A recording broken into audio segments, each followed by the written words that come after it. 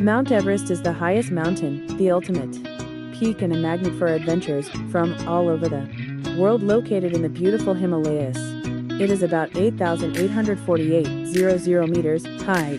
There are 66% less oxygen in each breath on the summit of Everest than at sea level. It takes 40 days to climb Mount Everest. There are 18 different routes to climb Mount Everest. Climbers wear spikes on their boots to keep from falling.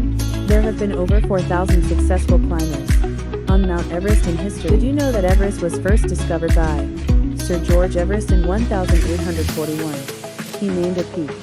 But in 1865, the name of the mountain was changed to Everest, in honor of George Everest.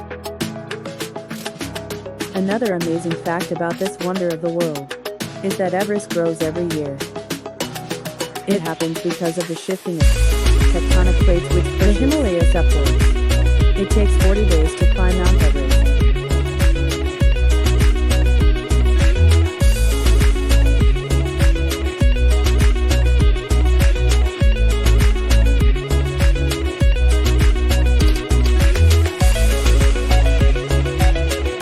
Climbers use spikes on their boots called crampons.